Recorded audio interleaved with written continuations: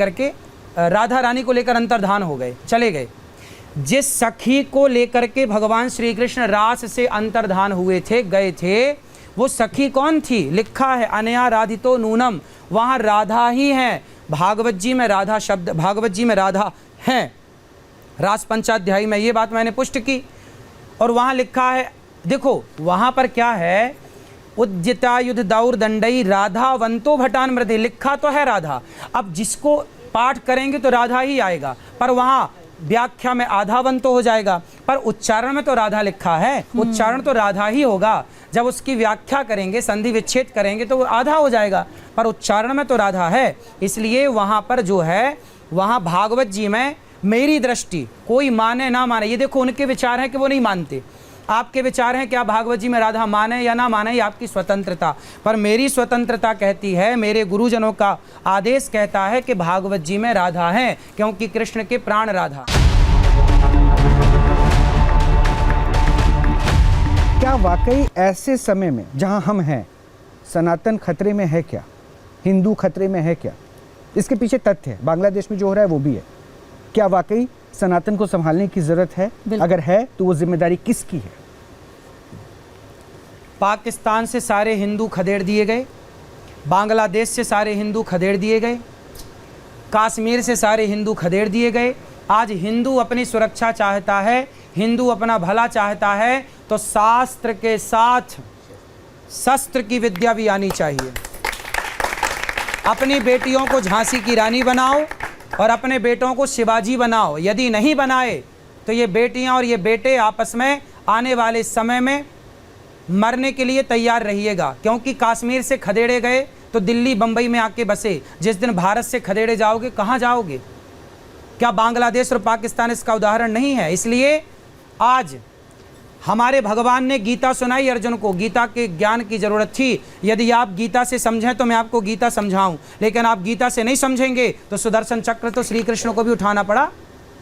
यदि कृष्ण को सुदर्शन चक्र उठाना पड़ा तो इन्हें बहन बेटियों को भी झांसी की रानी बनना पड़ेगा अपनी रक्षा के लिए। आप भी सीख लीजिए ये बात। नहीं, लेकिन क्या आप कह रहे हैं कि सनातन को हथियार उठा लेना चाहिए? क्यों? हमारे तो शंकर जी त्रिशूल लेके चलते हैं, हमारे तो हनुमान जी गदा लेकर के चलते हैं, हमारी तो दुर्गा तलवार लेकर के चलती हैं। क्यों? हमारे तो भगवान ही कह रहे हैं, बांसुरी बजाने से काम हो जाता तो चक्र उठाने की क्या जरूरत थी श्री कृष्ण को?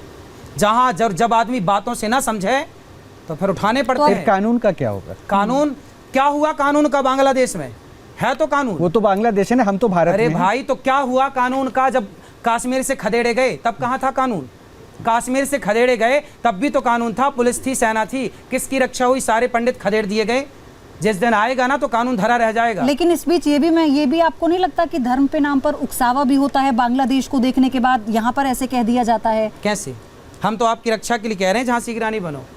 नहीं, महिलाओं को अपनी रक्षा की जब बात आती है ना, तो आचार्य जी तो आप भी जानते हैं, चाहे भागवत हो चाहे रामायण हो, महिलाएं कभी पीछे नहीं रही हैं।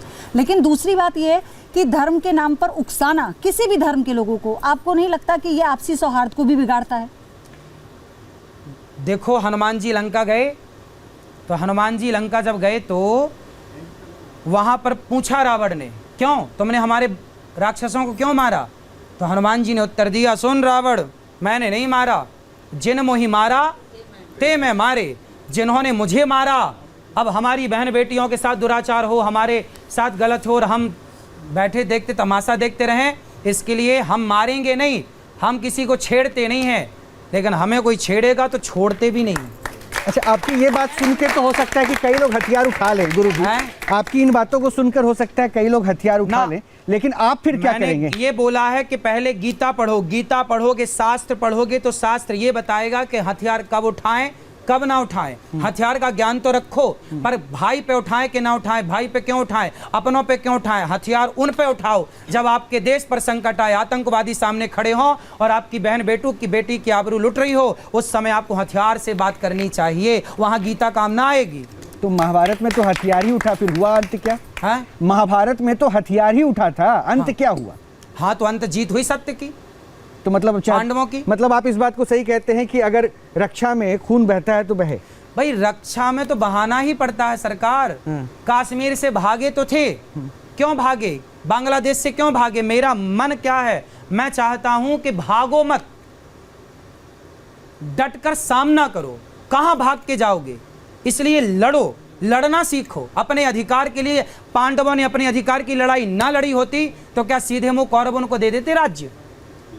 फिर सीधी बातें कोई नहीं सुनता। लेकिन एक पूरा जीवन बीत जाता है उस सच्चाई की लड़ाई में। इससे बेहतर है कि मध्यस्थता कर कर अगर आपसी बातचीत से सौहार्द बन जाता है तो फिर क्या दिक्कत है? हाँ? ये भी एक विकल्प है ना। हम थोड़ी कह रहे हैं कि लड़ो। पांडवों का जीवन संघर्ष पूर्ण था। कहीं भगवान भागे, गए तो थे शांति कहीं दूत भागे, बनकर। लाक्षागृह में आग लगा दी, फिर जान बचा के भागे, फिर कहीं छिपे, फिर वहां सतपुड़ा की गुफाओं में चले गए। तो कहाँ जीवन जिया उन्होंने? फिर यही हुआ ना। लेकिन अगले आरोप पर आते हैं, क्योंकि आपसे तो ये बातचीत बीच बीच में हमारी चलती रही। कौरवों को समझाने श्री कृष्ण गए थे शांति का प्रस्ताव लेकर। कहा था दुर्योधन 5 गांव दे दो, बोला सुई की नोक बराबर नहीं दूंगा। जब नाश मनुज पर छाता है पहले विवेक मर जाता है। दुर्योधन की विनाश काले विपरीत बुद्धि। इसलिए हम सनातनी हैं, हम किसी को मारते नहीं हैं बेवजह। हम गीता से समझाएंगे आपको। भैया गीता समझेगा, रामायण से समझेगा, नहीं समझेगा फिर बता कैसे समझेगा। चलिए अगले आरोप की तरफ बढ़ते हैं।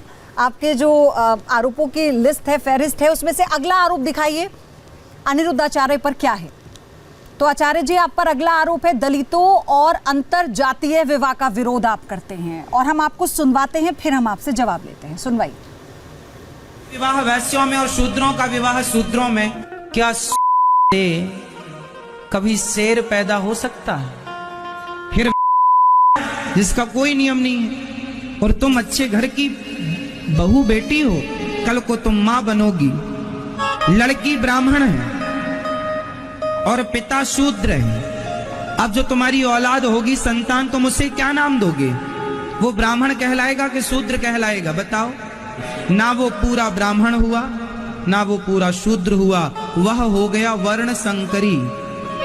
वर्ण संकरी का मतलब विचारों की संकीर्णता, छोटे विचार वाला, छोटी बुद्धि वाला।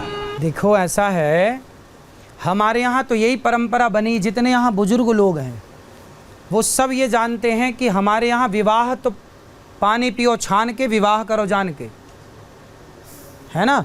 विवाह के समय पे बहुत पड़ताल होती है। तुम्हारा गोत्र क्या है, तुम्हारा नाम क्या है, तुम्हारे बाप दादों का नाम क्या है। भाई ये विवाह है, कोई बाजार नहीं है कि हम आलू बैगन खरीद रहे हैं। बेटी के लिए जीवन भर के लिए लड़का चुन रहे हैं, लड़की चुन रहे हैं। उसके लिए ब्राह्मण एक विचारधारा है। ब्राह्मण की विचारधारा वाली लड़की हो, ब्राह्मण की विचारधारा वाला लड़का हो तो दोनों का बढ़िया चलेगा। क्षत्रिय विचारधारा की लड़की हो, क्षत्रिय विचारधारा का लड़का हो, ये विचारधारा। ब्राह्मण क्या एक विचारधारा, क्षत्रिय क्या एक विचारधारा है, एक व्यवस्था है। और ये व्यवस्था क्या है कि ब्राह्मणों का विवाह ब्राह्मणों में, क्षत्रियों का क्षत्रियों में, वैश्यों का वैश्यों में। ये यदि हो गया तो क्या होगा? वर्ण संकरता फैलेगी। पुराणों में लिखा है कि भय वर्ण संकर सब भिन्न सेतु सब लोग। रामचरितमानस में उत्तरकांड में लिखी है ये बात कि भय वर्ण संकर सब। आज लगभग लोग वर्ण संकरी हो रहे हैं, और वर्ण संकरी जब होंगे तो क्या होगा? पितर तुम्हारे पानी नहीं लेंगे तुमसे। श्राद्ध करने का अधिकारी वो बालक नहीं होता जो वर्ण संकरी होता है। तो जो परंपरा है उन्हें फॉलो करना है। आज की आधुनिकता के नाम पे ये नहीं कि जो अच्छा लगा, माई लाइफ माई चॉइस। का है भैया? भाई थोड़ी कोई परंपरा भी है कि नहीं? यदि सारी चीज़ें माई लाइफ माई चॉइस में आ जाएंगी तो फिर परंपराओं का, संस्कारों का क्या होगा? तो वो चीज़ें भी तो आपको ही बचा के चलनी। सुनो, गुलाब होता है, यदि वाइट कलर के गुलाब को रेड कलर के गुलाब से मिक्स किया जाए, दोनों की कलम जोड़ी जाए, तो उससे जो गुलाब होगा ना वो तीसरे कलर का होगा। ये बात आप मानते हैं? उसी तरह कि ब्राह्मण और क्षत्रिय से दोनों के मिलन से जो संतान होगी वो तीसरी कहलाएगी, ना वो ब्राह्मण ना क्षत्रिय, वो वर्ण संकरी कह। इस वर्ण संकरता से बचना है। आज हमारे देश में मुगल आए तो क्या मुगल स्त्रियों को लेकर आए थे? वो सारे मुगल आए और भारत की स्त्रियों पर अत्याचार किया, और भारत की स्त्रियों से उन्होंने संतान उत्पत्ति की, और फिर उनकी संतान आज जितनी है लगभग ये सारी वर्ण संकरी हैं। वो आज भारी है, वो परेशान कर रहे हैं पूरे देश में, दंगा और फसाद की स्थितियां उत्पन्न होती हैं।